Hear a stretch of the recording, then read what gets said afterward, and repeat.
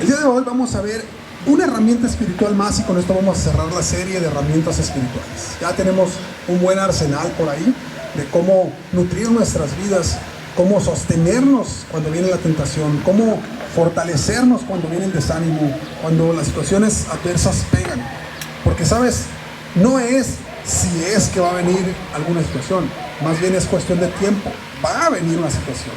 Jesús dijo: el que oye mi palabra y la pone por obra es como alguien que construye en un cimiento fuerte, y que viene el río, ojo, viene el río, viene la tormenta, viene la lluvia. Es decir, si tú pones cimiento fuerte en Cristo, no quita que va a venir la lluvia, el viento, la tormenta, va a venir, pero la casa no va a caer, está firme, tiene fundamento.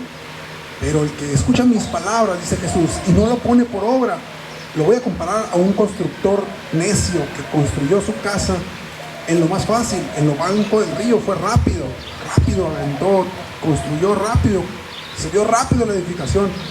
Pero va a venir la lluvia, va a venir el agua, va a venir el viento, y esa casa va a caer, y va a ser grande su ruina. Así que el día de hoy, con estas herramientas, quisiéramos que tuviéramos la suficiencia de parte de Dios para que Él nos sostenga en el momento que necesitamos. Salmo 51, versos 12 y 13 dice: vuélveme el gozo de tu salvación, y espíritu noble me sustente. Entonces enseñaré a los transgresores tus caminos, y a los pecadores se convertirán a ti.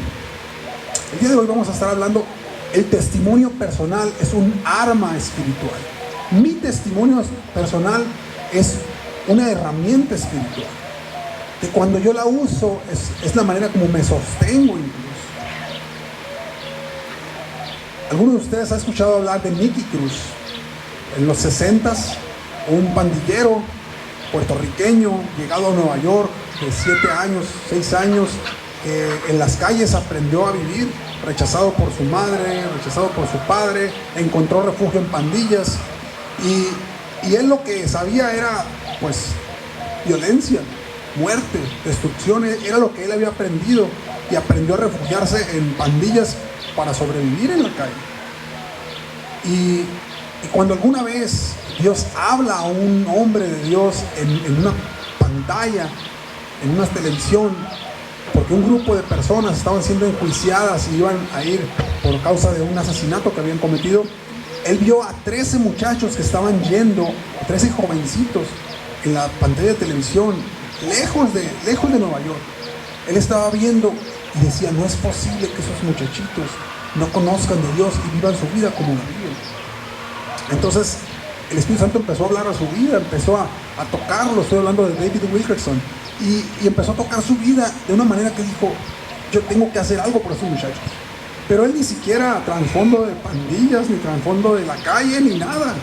Él era un güerito, bien vestido, y pues él va y se encuentra, ¿no? Y después de tantas cosas que suceden, que si quizá puedas leer el libro Corre, Nicky, corre, por ahí hasta Derek ya lo leyó, también es parte de su bibliografía. Él dice: está bien interesante esta historia, y luego leía, tiene una cantidad de páginas por día. Pues a veces se quedaba más tiempo, ¿no? Porque ¿qué más? ¿Qué sigue, ¿no? Es muy interesante la lectura. Hay una película que también se llama Corre, Nicky, corre, a lo mejor la has visto. Y al final del día, este hombre fue y buscó hacer una diferencia en estos muchachos. Casi le cuesta la vida. Cuando se encuentra con Nicky, Nicky, que el corazón está pues duro, le dice: te voy a hacer pedazos, predicador. Sigues haciendo y hablando esto que estás hablando, te voy a despedazar. Y el hombre, aquel David Wilkerson, así de frente, te dice: cada pedazo que hagas de mí te va a seguir diciendo que Jesucristo te ama, que Dios te ama y que tiene propósito para ti. Eso lo desbarató, eso lo derrumbó, porque nadie le había dicho que lo amaba, nunca. Desde pequeño era rechazado, desde pequeño había sido lastimado. La historia larga corta es que este hombre, Nicky Cruz, Dios lo transforma, Y ahora él se convierte en un agente de transformación en medio de la pandilla de los Mau Mau y otras pandillas alrededor. Todo el mundo lo conocía, era muy famoso en las calles de Nueva York. Así que ahora la gente que lo identificaba y lo veía hablando de Jesucristo decía, no puedo creer no puede ser. Pero ahora lo que antes era para destrucción de esa comunidad de Nueva York, Dios lo agarra, lo transforma y ahora lo está usando para bendición y transformación de muchas personas. Entre ellos, uno de los muchachos que fue alcanzado por Nicky Cruz se llama Sonny Arguisoni. No sé si has escuchado hablar de él. Sonny Arguisoni es el fundador de Victory Outreach. ¿Has escuchado hablar de Victory Outreach o Alcance Victoria? Alcance Victoria es un tonal de congregaciones por todos lados que solamente o se enfocan mucho en rescatar a gente de pandillas, de drogas, de congregaciones con ese perfil, porque Dios rescató a alguien y esa alguien pues se conectó con aquellos que podían entender su lenguaje y empezó a transformar ese grupo de personas. ¿Por qué digo esto? Porque lo que antes era un dolor de cabeza para la sociedad se convierte en la respuesta que Dios tiene para la misma sociedad. Quizá tú has pensado en tu vida y dices, bueno, pues ¿qué tengo yo de particular, no? Si supieras mi historia y empiezas a contar la historia de qué sucedió contigo. Quiero decirte que esa historia que Dios permitió en tu vida, primero que quiere hacer es restaurarte. Y segundo que quiere hacer contigo es usar esa historia para transformar a otros que están como tú. Es lo que quiere. Por eso cuando David escribía, vuélveme el gozo de tu salvación, habla de una restauración personal primero. No puedes ir a dar lo que no tienes, pero Dios quiere transformar tu vida. Dios quiere renovar tu pensamiento, tu entendimiento, tus sentimientos, quiere restaurarlos. Pero no se va a quedar y no se va a detener ahí. Él no solamente lo quiere hacer contigo, Francisco, porque no digo que seas guapo, pues, pero no nomás por eso, sino porque quiere usarte para que a través de tu vida otros puedan conocer. Y cuando tú les platiques, pues van a conectar contigo, por supuesto. Yo también he andado así, pero Dios me transformó. Y ahora lo mismo que hizo conmigo, lo puede hacer contigo. Entonces enseñaré a los transgresores tus caminos y los pecadores se convertirán a ti. La restauración es la base de donde va a surgir el testimonio. Primero, Dios tiene que tocar tu vida. Primero tiene que ser restaurado tu corazón. Primero las heridas que han sido por muchos años ahí abiertas, que están ahí a veces supurando, necesitan primero ser sanadas, ciertamente. Necesitan primero que Dios toque esas heridas, las vende las heridas, quite esa infección y empiecen a sanar. Y con eso está volviendo el gozo de esa salvación. Alguien por ahí mencionó la palabra mientras dábamos gracias. Dijo, es que Dios está volviendo el gozo de la salvación a mi vida, o eso es lo que le pedía. Y eso es lo que Dios quiere hacer con nuestras vidas, que vuelva, sea restaurado nuestro corazón. Cuando hay pecado, todo se vuelve opaco, todo se vuelve gris. Dice el mismo salmista, mientras callé, mientras estoy viviendo en pecado, mientras estoy viviendo en contra de lo que Dios espera de mi vida, mientras sigo errando al blanco, como los que estamos en discipulado estamos entendiendo que es el pecado, es no dar en donde Dios espera, las expectativas que Dios tiene de tu vida. Mientras yo no dé en esa expectativa, dice que se secaron mis huesos. Nuestra vida, nuestra fuerza empieza a menguar, empieza a no sentirte completo en ningún lugar. No importa qué hayas logrado, cuántos diplomas tengas en tu pared, no importa cuánto dinero tengas en tu cuenta de banco, no importa cuántos logros en tu trabajo, reconocimiento, fama, no importa eso. Mientras el pecado se está enseñoreando de tu vida, te estás secando por dentro. Eso empieza a drenar tu energía, empieza a drenar. No tienes propósito, no hay una razón para vivir. Sí, tienes que ir a trabajar, pero porque tienes que, no es porque tengas un deseo y quieras a través de eso hacer algo, sino sencillamente es como una rutina que vas y vienes. Pero cuando dice el salmista, mi pecado te declaré, no encubrí mi iniquidad, y tú perdonaste la maldad de mi pecado. Por eso decía, vuélveme el gozo de la salvación, el gozo de ser restaurado.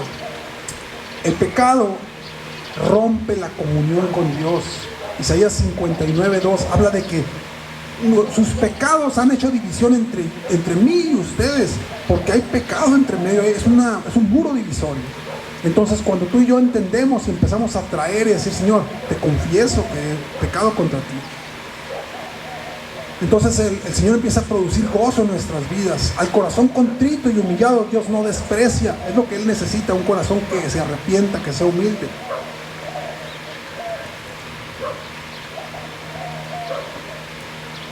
Cuando Pedro decía, si es posible y necesario, hasta mi vida voy a entregar por ti, pobre del que se acerque, Señor, a ti, al maestro. El maestro le dijo, pues, me vas a denegar 3 veces, o sea, ¿de qué estás hablando? No, que yo voy a hacer. Tarde o temprano llegó el momento que pecó, que no llegó al estándar donde Dios esperaba de él. Cuando la mirada de Jesús se cruza con la mirada de Pedro, dice que lloró amargamente, porque lo había traicionado Pedro. Entonces dice que Pedro se fue y lloró amargamente. La última mirada que dio a su maestro fue cuando lo traicionó, y después ya ni siquiera estuvo cuando lo crucificaron. Él supo que lo crucificaron, pero él ya no estuvo porque su corazón estaba lastimado, estaba muy dolido. Así que cuando alguien le cuenta en la mañana del domingo, el maestro ha resucitado, adivina qué, él sale corriendo porque quiere tener que su última mirada no sea la de traición, que su última mirada no sea la del pecado, la del dolor por haber traicionado al maestro, sino quiere una restauración. Así que va y corre al sepulcro y no está ahí el maestro. Después se les aparece a los discípulos, pero la parte que quiero llevarlos es que ellos están pescando y de repente dicen, el maestro está allí. Y cuando todos los demás están tratando de jalar las cuerdas y jalaron porque atraparon peces, él dice que se avienta al agua rumbo a ver al maestro. Él no le importan los peces que ahí están, ni las lanchas, ahí hay alguien más que lo puede hacer. Él va porque busca ser restaurado con el maestro.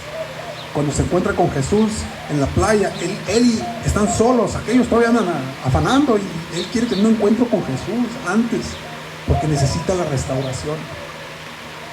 Cuando Jesús dice, Pedro, y la siguiente palabra, ¿me amas, Pedro?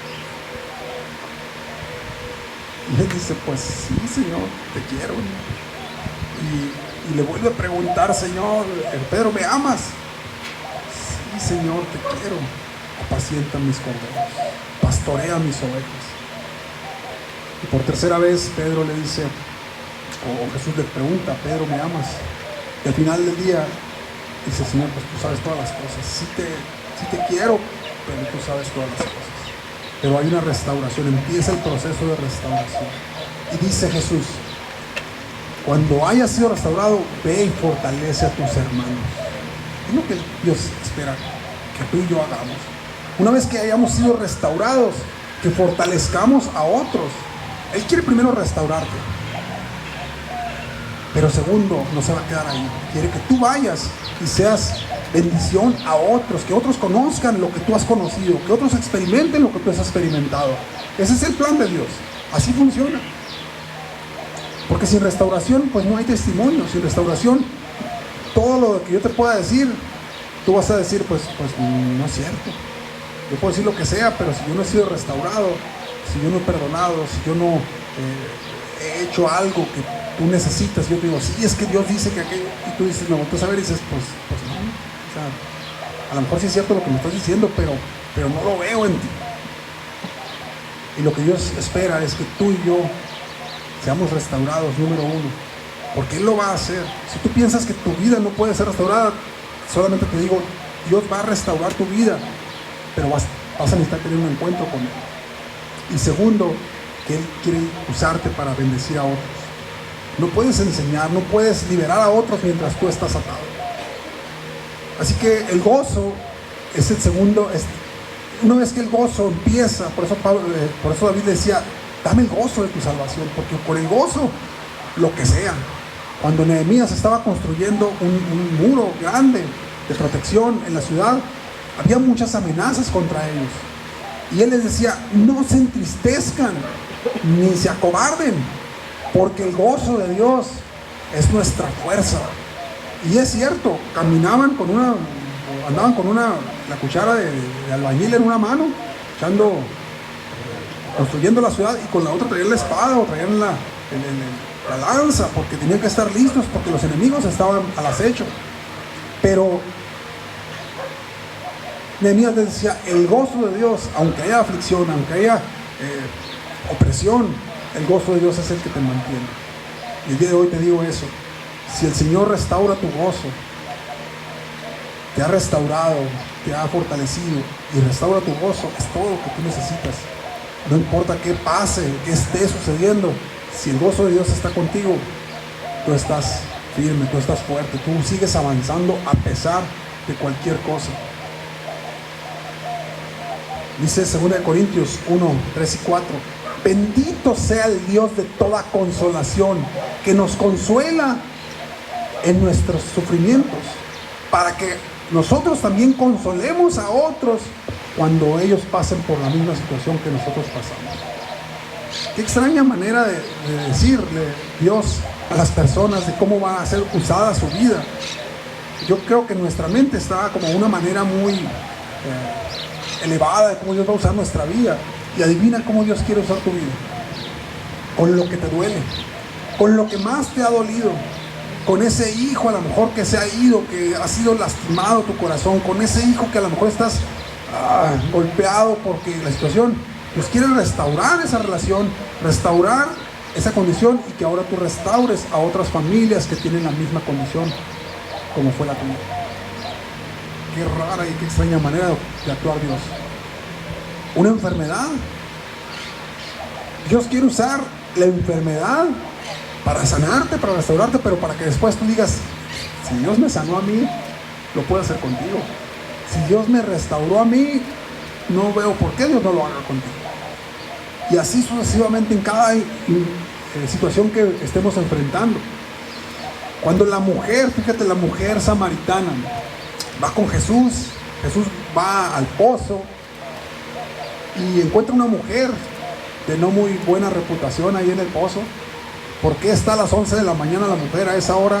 Porque a las 6, 7 de la mañana no puede estar con el resto de mujeres. ¿Por qué? Porque a lo mejor le quitó el marido a una o a otra o a otra. No puede estar a esa hora.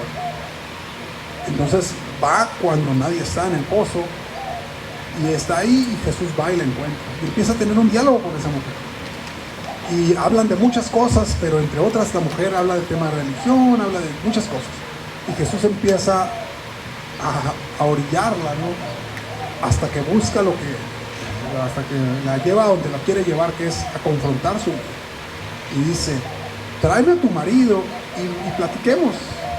Y ella dice, Señor, pues no tengo marido. Muy bien, dice Jesús, porque el que tenías pues no es tu marido, y los que tenías tampoco, y ya es tu quinto marido, y empieza a sacarles la historia, el historial, ¿no? Entonces, de alguna manera la mujer fue confrontada primero. Dios te va a confrontar, Dios quiere restaurar tu vida, no te quiere dejar así. Él te va a confrontar, pero no porque te quiera aplastar, sino porque te quiere levantar.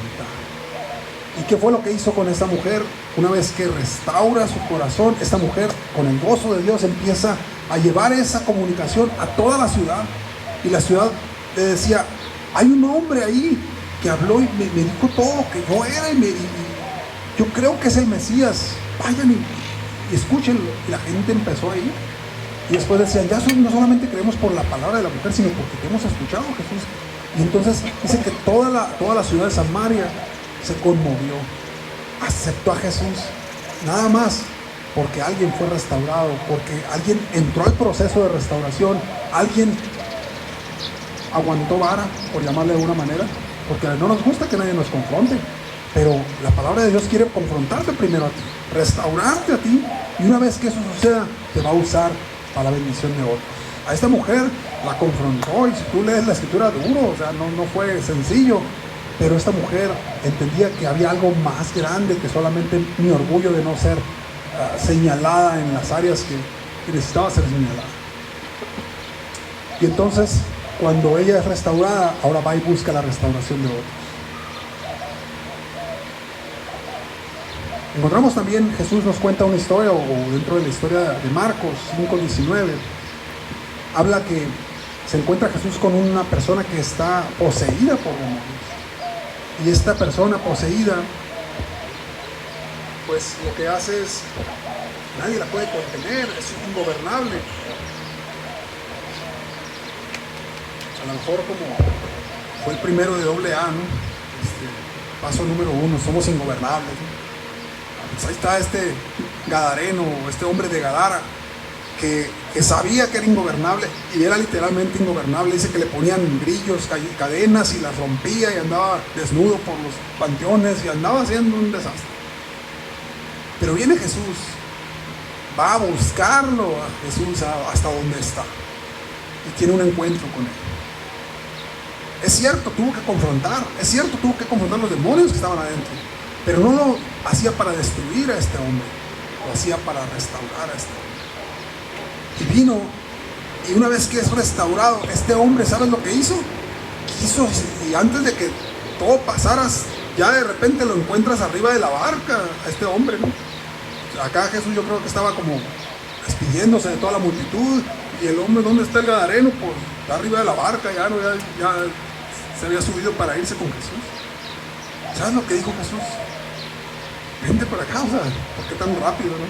¿A dónde tan peinado, no? Vente, le dijo, ve a los tuyos y cuéntales cómo Dios ha tenido misericordia de ti, cómo te ha salvado y cómo ha tenido misericordia de ti.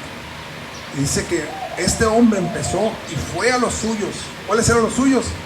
Pues Gadara, era una región, hasta 10 ciudades, Decápolis, 10 ciudades. ¿Creían en ese hombre? Por supuesto, todo el mundo lo conocía. Pero ahora le está hablando coherentemente. Ahora le está hablando de alguien que había sanado su corazón, que había restaurado su vida, que ahora estaba vestido, que ahora estaba hablando con ellos, diciéndoles que Jesús era el Mesías. Por supuesto que creyeron.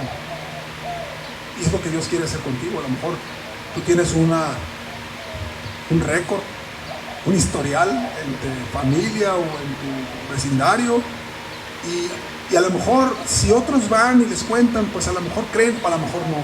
Pero si tú eres restaurado y vas y les cuentas a ellos, la presencia de Dios en la vida tuya va a transformar su corazón, la vida de las personas. Es lo que Dios quiere.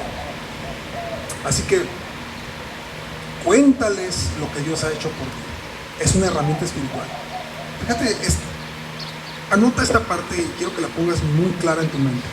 Si algo te va a quitar el gozo de la salvación de Dios, es que dejes de contar lo que Dios ha hecho contigo. Voy a repetirlo. Si algo va a quitarte el gozo de la salvación, de haber conocido a Dios, es que dejes de contar lo que Dios ha hecho contigo. Porque eso, cuando te acomodas y ya lo das por sentado, lo das por hecho de que Dios lo tenía que hacer, en ese momento pierdes ese gozo.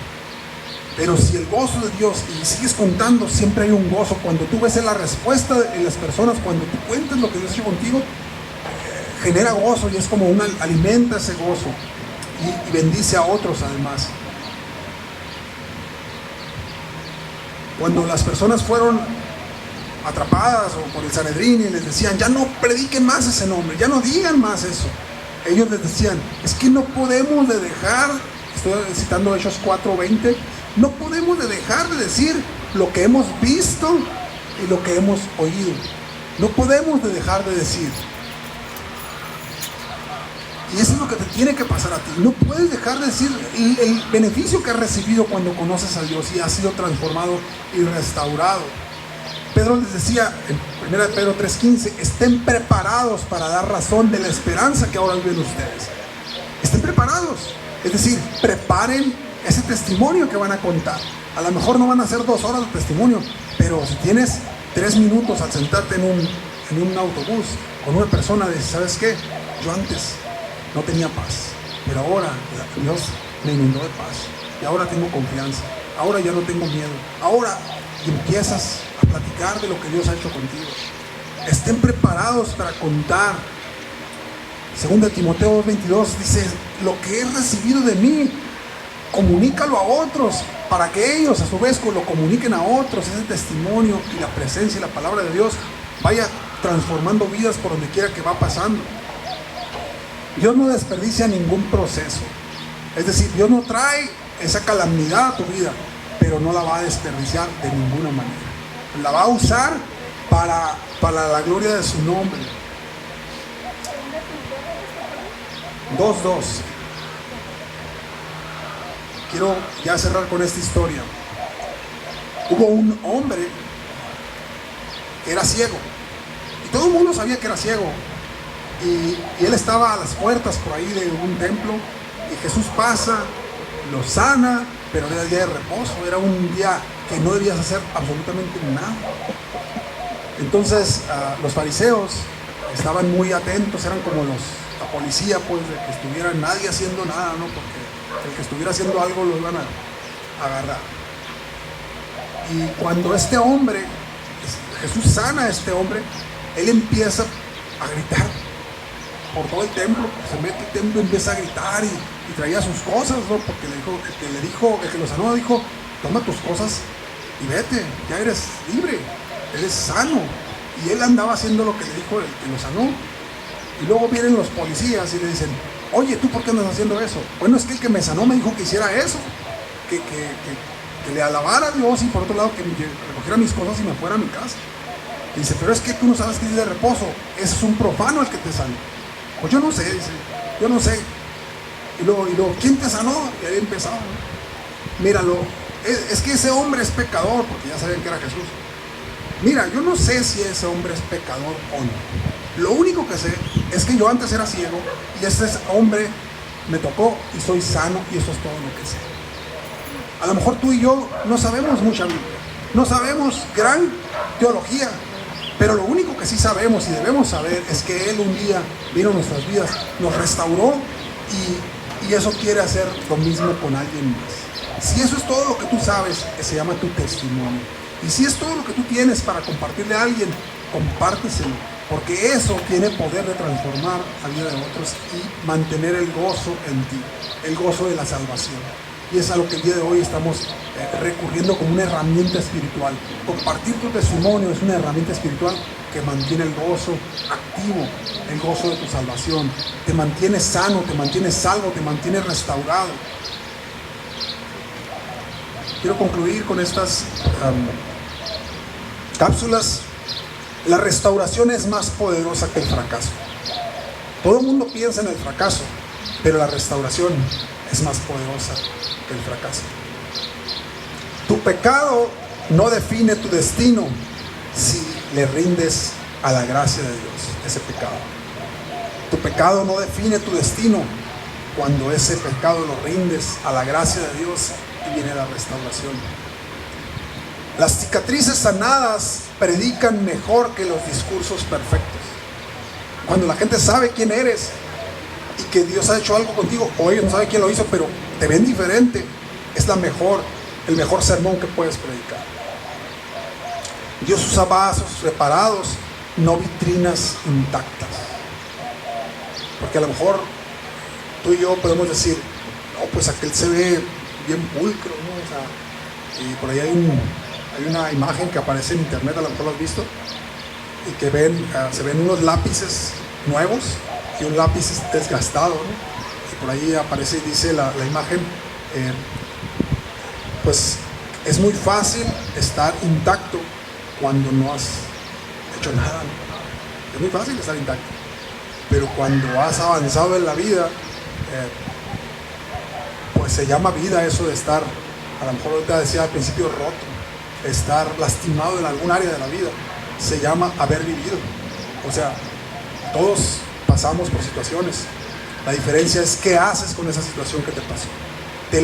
siempre te estás quejando de ella, siempre estás buscando ser víctima, que los demás te estén viendo como una víctima y siempre victimizándote, o usas eso que pasó para la gloria de Dios, eres restaurado y ahora lo muestras